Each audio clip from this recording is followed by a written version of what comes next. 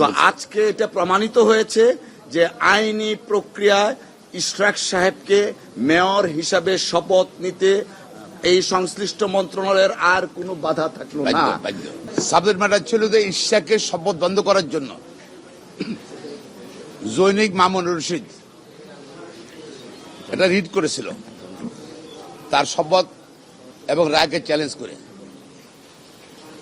2 দিন হিয়ারিংয়ের পরে আজকে মহামান্য সুপ্রিম কোর্টের হাইকোর্ট ডিভিশন রায় দিয়েছে। সে রায়ে তাদের আবেদন রিট পিটিশনটা সামারিলি খারিজ করে দিয়েছে এবং আদেশে মহামান্য হাইকোর্ট ডিভিশন বলেছে এই মামলাটা এসেছে ট্রাইব্যুনাল থেকে। কেউ যদি ক্ষতিগ্রস্ত হয়ে থাকে, যদি সে আপিলের ট্রাইব্যুনাল আছে সেখানে যেতে পারে এবং সে ওইটা চ্যালেঞ্জ কেউ করে নাই। আর আইন অনুযায়ী নির্বাচন কমিশন শপথ নিয়েছে এবং আইন উল্লেখ করেছে, নির্বাচন গ্যাজেট করেছে, গ্যাজেট 30 দিন শপথ হবে ল। এটা চ্যালেঞ্জ করতে হলে ট্রাইব্যুনালে যেতে হবে, যেহেতু পিটিশন কোর্ট ট্রাইব্যুনালে যাননি। আর দ্বিতীয় যে উনার মামলা করার অধিকার নিয়ে অনেক বড় অবজারভেশন দিয়েছে। জনস্বার্থে যে করলে মামলা করতে পারে, তবে সে মামলার ধরন ভিন্ন।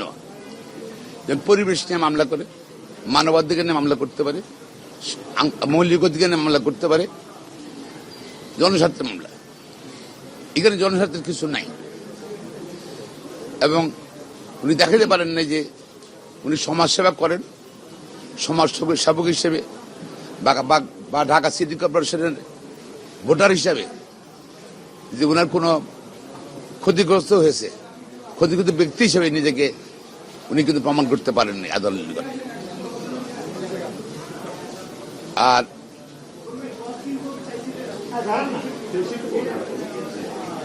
এবং আদালত আরো বড় অবজারভেশন দিয়েই মামলাটা খারিজ করে দিয়েছে।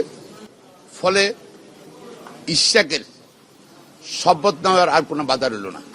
না, এইটা আসলে দেখুন, আমরা প্রথমে যেটা বলি যে in the name of PIL, অর্থাৎ পিআইএল এর নামে এটা private or party interest litigation. It's not PIL, not public interest litigation, it is either private or party interest litigation. তো party interest, political interest litigation.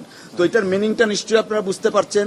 আমরা যদি গত কয়েকদিনের ধারাবাহিকতা দেখি, এই স্থানীয় সরকার মন্ত্রণালয়ের উপদেষ্টা লয়ার নোটিশ ইস্যু করা হয়েছে, কোর্টে মামলা পেন্ডিং, যে কারণে শপথ নিতে দিচ্ছেন না।